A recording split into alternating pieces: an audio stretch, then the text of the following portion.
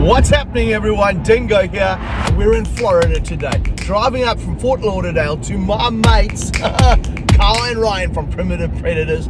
I've got a video full of big dollars, big crocodiles and rare venomous snakes. We're in our truck on I-95 driving in the US of A. Whoop whoop, woo doggy!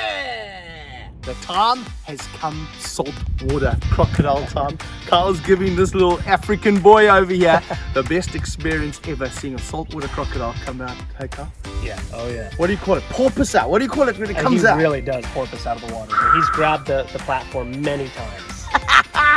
Maybe we're going to go in with the saltwater crocodile. Saltwater crocodiles are very shy. It's very much light switched, either So full on just or look full here. off. Carl's arm with a bunny is just hanging over the edge there. He grabs the platform, but I'm very relaxed. I'm in Florida.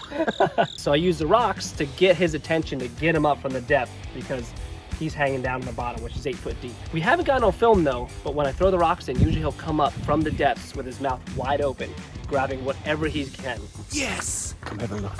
So he's probably waiting under here somewhere. Yes. And Carl was saying they're quite shy crocodiles. They're harder, then they come like the thunder. He's rock tricky. Oh, look how big he is! He's massive, and you saw it was like a shark. I've swum with great white sharks before, and they come out after a seal. You don't want to take a dip in the water now.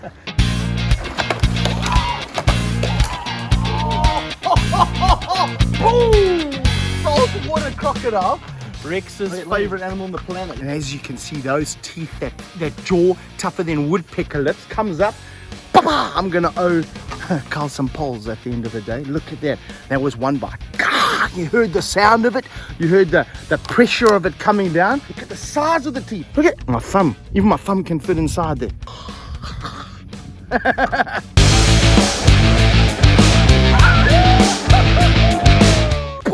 Smashes. And from being on top of them, you actually get to see the size of these animals. I've been around some big crocs. I mean, 120-year-old Nile crocodiles. But seeing a salty come under you like that, you see the jowls, you see the size of that head. He's probably 30 years old, so they're dinosaurs. They can live 100. He's got a lot of growing still to do. And you say he's around 15 foot now? Yeah. They can get 18, 20 foot maybe, Oh, yeah. potentially. Oh yeah, for sure. Saltwater crocodiles with this legend, Carl. Yes! I mean, I've had crocodiles for 20 years. I always knew I wanted to move down to Florida, and Pennsylvania was only temporary for me. I found this property 8 years ago, and I fell in love with it. Now, I set it up thinking I know exactly what I'm doing. Just put a fence around, hole in the ground, fill it with water, and you got a croc pond.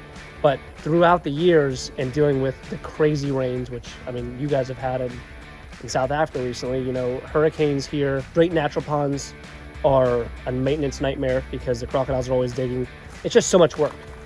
So I always wanted to evolve and also come up with something new for crocs. It's either a full natural pond or a concrete pool or a plastic tub. So I wanted to find something that I can infuse all the beauty and enrichment of a natural pond, but still have it where it's somewhat easily maintained and best for the animals. Guys, what do you know? I come here to see crocodiles, and I'm with my mate Ryan, and this here, Bushmaster. So this is a South American Bushmaster. This is actually our female here, the Lachesis muta. This is the world's longest venomous snake, or longest pit viper and viper species. They get up to 12 feet long. Only rivaled by the king cobra, which can get, obviously, as you guys know, up to 18 feet. But these guys are basically a giant rattlesnake without any rattle. And how old is this snake now? This snake's approaching 2 years old, so 2 not years even old. 2. So it's a nice size for 2 years Yeah. old. And I used to have some big ones of these, but what you have to be really careful about these Bushmasters. One of our guys was feeding one, right? On a long tongs. Yeah. Holding a rat there. Bushmaster comes past the rat, ends up this far away from his face, just mouth open like this. They can strike about 3/4, if not more, of their body length. So they come right out really hard. Massive fangs. I think really underrated fang size.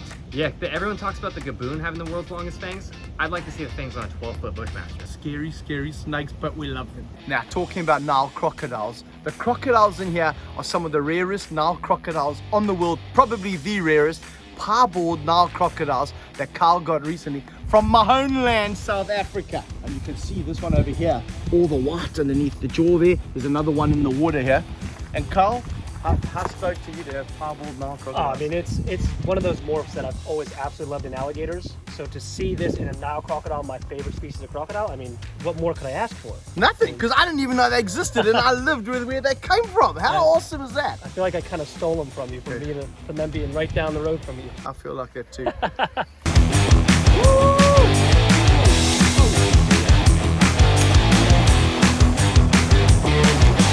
Orinoco crocodiles.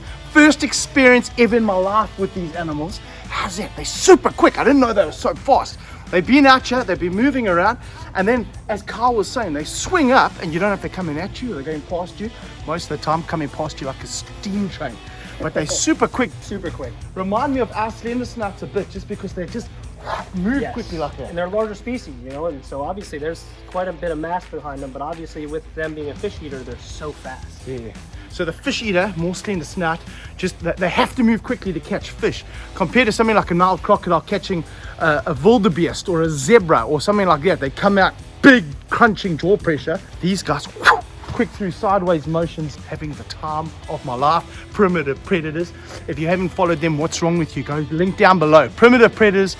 Check out Carl, check out Ryan, check everything they're doing. I'm like a pig in Puya, having the time of my life. And here it is. My favorite snake on the planet. Not only is it a king cobra, but it's a leucistic, a white one. It's basically white with blue eyes. Can you get anything more beautiful than this? Look at that hood, and you can see almost at different angles, you can see right through the snake. So this is a genetic thing that's been found in the wild in Indonesia. This one was actually caught in the wild. This was caught in a village in Indonesia. Incredible. And for those of you who might think, oh shame, leave it in the wild. Snake like this is not going to survive in the wild.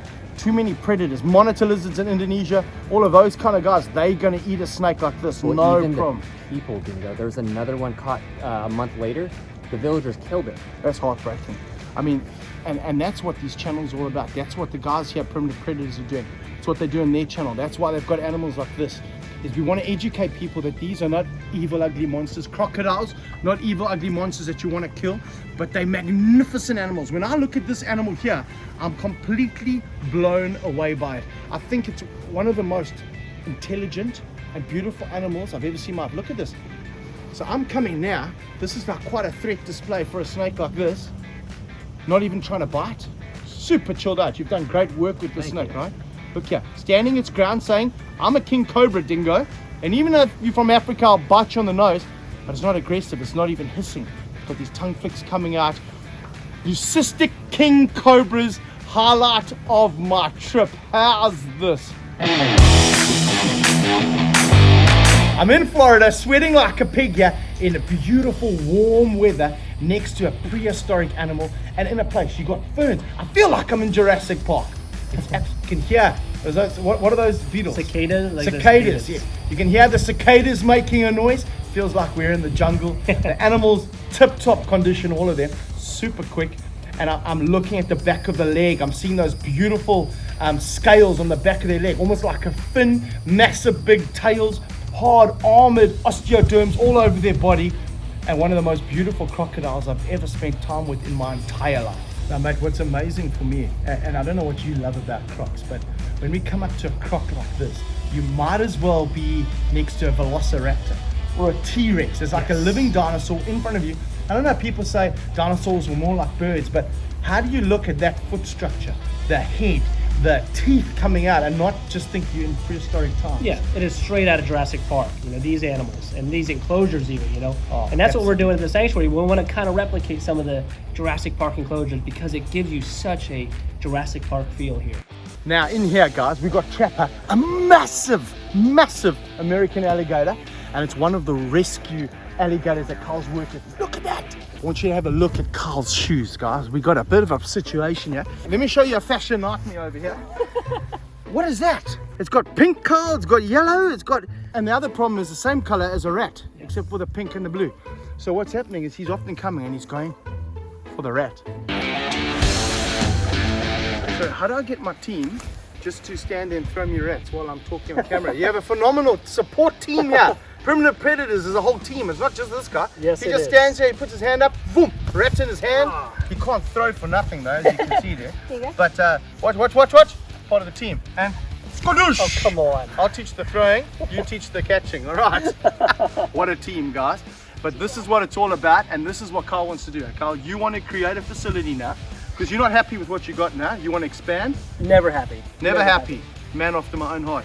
So you want a facility where rescued alligators particularly, and other crocodilians, can come in, you can provide a forever home for them. Yes, and especially in northern states where you can buy baby alligators and all of a sudden it gets 2, 3, 4 foot, even well smaller than this animal, and people don't know what to do with them because they won't fit in a fish tank anymore. Yeah. Now, for those of you from America, which is most of our audience, you'd be like, Dingo, it's an American alligator.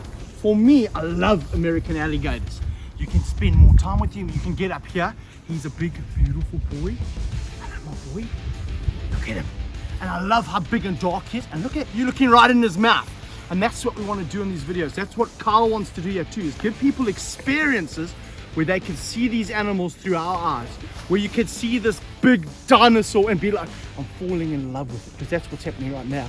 If I could charter a plane, Carl, charter me a plane, and we could take this big, beautiful boy back home to Africa. Hey, I'll get you a girl. I'll give you a big enclosure, although you're living in paradise here. It's just an amazing opportunity, amazing privilege to be able to spend time with animals like this. And as Carl was saying, this is not a pet for everybody. You got a little kid, unless this is going to be his life, like it is for Carl, like it is for me, don't go buy him a little pet alligator, because when it gets bigger, you're going to have a big problem on your hands. The bigger the animal, the bigger the problem. And there you have it, spending time with some of the most endangered, beautiful crocodilians and snakes I've ever seen in my life at one of the best facilities, if not the best crocodile facility in the world. Carl, thank you for having us. Thank you very much. I've been watching your stuff for years, mate. 2, 3 years I've been watching your stuff and thinking, when I go to America, I want to come and see this guy's stuff. I love your heart. I love what you do. So please follow them, Primitive Predators, on YouTube, on Instagram. Send them some love. Tell them I sent you. It's all about animals. It's all about these magnificent beasts, eh? Exactly. It's all about the passion, man. We'll see you next time. Dingo out. Thanks for watching. I hope you enjoyed the video. Make sure you subscribe to the channel and check out our other playlists for lots of other content.